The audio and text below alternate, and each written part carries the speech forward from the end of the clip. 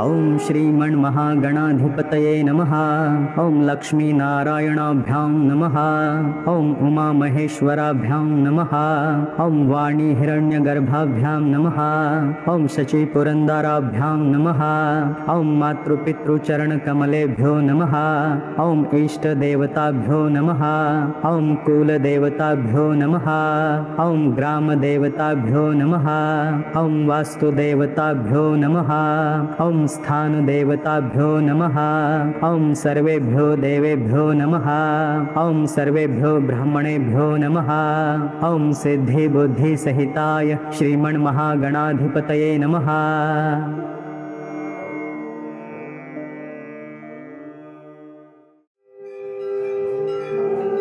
श्री गणेशाय नमः। ॐ आदिदेव जगत्कारणं श्रीधरं लोकनाथं विभुं व्यापकं शङ्करं सर्वभक्तेष्टदं मुक्तिदं माधवं सत्यनारायणं विष्णुमीशं भजे। सर्वदा लोककल्याणपारायणं देवगोविप्ररक्षार्थसद्विग्रहं दीनहीनात्मभक्ताश्रयं सुन्दरं सत्यनारायणं विष्णुमीशं भजे। दक्षिणे यस्य गंगा शुभा शोभते राजते सारमायस्य वामे सदा यः प्रसन्नाननो भाति भव्यश्च तं सत्यनारायणं विष्णुमीशं भजे। संकटे संगरे यं जनः सर्वदा स्वात्मभिनाशनाय स्मरेत् पीडितः पूर्णकृत्यो भवेद् यत्प्रसादाच्च तं सत्यनारायणं विष्णुमीशं भजे।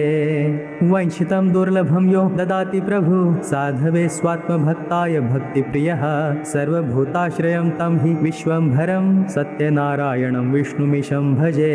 ब्राह्मणः साधु वैश्यश्च तुङ्गध्वजो येन भवन विश्रुता यस्य भक्त्यामरा लीलया यस्य विश्वं ततं तं विभुं सत्यनारायणं विष्णुमीशं भजे। येन च ब्रह्मबालतृणं धार्यते सृज्यते पाल्यते सर्वमेतज्जगत् भक्तभावप्रियं श्रीदयासागरं सत्यनारायणं विष्णुमीशं भजे। सर्वकामप्रदं सर्वदा सत्प्रियं वन्दितं देववृन्दैर्मुनीन्द्रार्चितं पुत्रपौत्रादि सर्वेष्टदं शाश्वतं सत्यनारायणं विष्णुमीशं भजे। अष्टकं सत्यदेवस्य भक्त्या नरः भावयुक्तो मुदा यस्त्रिसन्ध्यं पठेत् तस्य नश्यन्ति पापानि तेनाग्निना इन्धनानीव शुष्कानि सर्वाणि वै।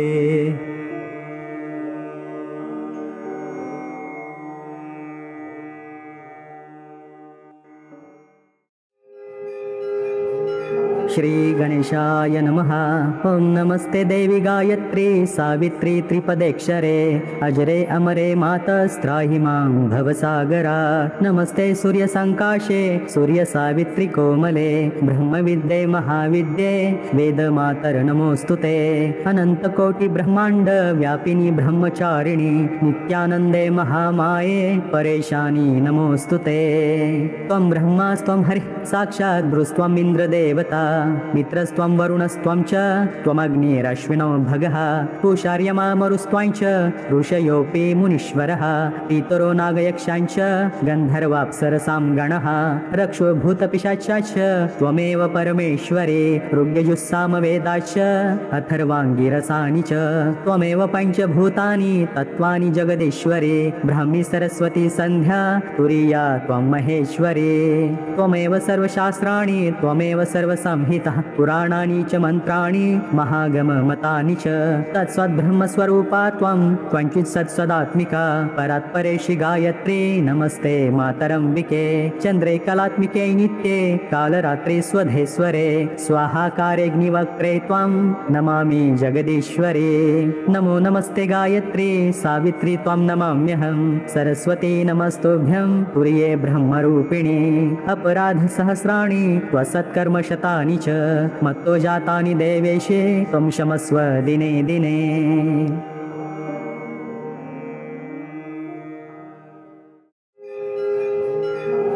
श्रीगणेशाय नमः।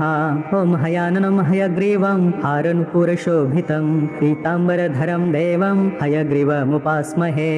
कुन्देन्दुशङ्खधवलं पद्मपत्रनिभेक्षणं शङ्खचक्रधरं देवं हयग्रीवमुपास्महे। मुक्तादामसमायुक्तं नेमिकोटिसमप्रभं रत्नकुण्डलकेयूरं हयग्रीवमुपास्महे। शेषासनसमासीनं लक्ष्मीनीलासमन्वितं श्रीवत्सकौस्तुभधरं हयग्रीवमुपास्महे। योगासनसमासीनं वेदशास्त्रसमन्वितं सर्ववेदान्ततत्त्वज्ञं हयग्रीवमुपास्महे।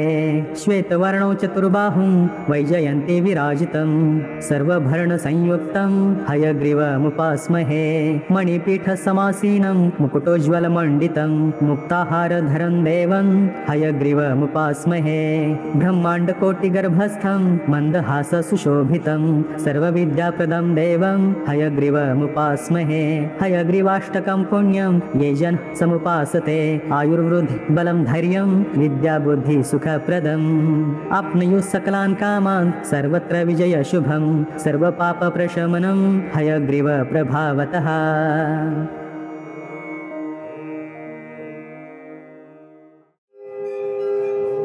श्रीगणेशाय नमः। ॐ नमो रुद्राय नीलाय भीमाय परमात्मने कपर्दिने सुरेशाय व्योमकेशाय वै नमः। वृषभध्वजाय सोमाय सोमनाथाय शम्भवे दिगम्बराय भर्गाय उमाकान्ताय वै नमः। तपोमयाय भव्याय शिवश्रेष्ठाय विष्णवे व्यालप्रियाय व्यालाय व्यालानां पतये नमः। महीधराय व्याघ्राय पशूनां पतये नमः। पुरान्तकाय सिंहाय शार्दूलमखाय च मीनाय मीननाथाय सिद्धाय परमेष्ठिने कामान्तकाय बुद्धाय बुद्धीनां पतये नमः। कपोताय विशिष्टाय शिष्टाय सकलात्मने वेदाय वेदजीवाय वेदगुह्याय वै नमः। दीर्घाय दीर्घरूपाय दीर्घार्थाय विनाशिने नमो जगत्प्रतिष्ठाय व्योमरूपाय वै नमः। गजासुरमहाकालाय अन्धकासुरभेदिने नीललोहितशुक्लाय चण्डमुण्डप्रियाय च भक्तिप्रियाय देवाय ज्ञातृज्ञानाव्ययाय च महेशाय नमस्तुभ्यं महादेव हराय च त्रिनेत्राय त्रिवेदाय वेदांगाय नमो नमः।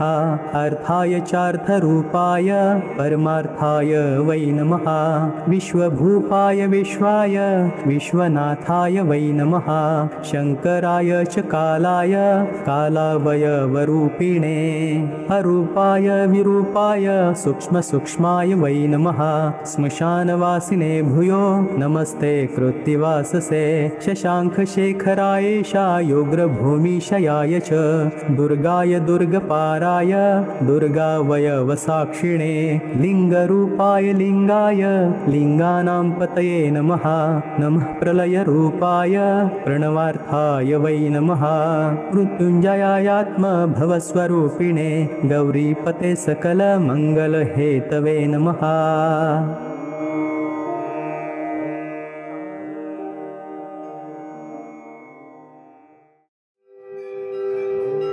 श्रीगणेशाय नमः। ॐ श्रीनिवास जगन्नाथ श्रीहरे भक्तवत्सल लक्ष्मीपते नमस्तुभ्यं त्राहि मां भवसागरा। राधारमण गोविन्द भक्तकामप्रपूरक नारायण नमस्तुभ्यं त्राहि मां भवसागरा। दामोदर महोदार सर्वापत्तिनिवारण ऋषिकेश नमस्तुभ्यं त्राहि मां भवसागरा। गरुडध्वज वैकुण्ठ निवासिं केशवाच्युत जनार्दन नमस्तुभ्यं त्राहि मां भवसागरा। शङ्खचक्र गदा पद्मधर श्रीवत्सलाञ्छन मेघश्यामं नमस्तुभ्यं त्राहि मां भवसागरा। त्वं माता त्वं पिता बन्धु सद्गुरुस्त्वं दयानिधिः त्वत्त्वन्यो न परो देवस्त्राहि मां भवसागरा। न जाने दान धर्मादि योगं यागं तपोज जपं त्वं केवलं कुरु दयां त्राहि मां भवसागरात्। न मत्सुको यद्यपि पापकर्ता न तत्स्वमुत्थापि हि पापहर्ता विज्ञापितं त्वेतदशेष साक्षी मामुद्धरार्थं पतितं तवाग्रे।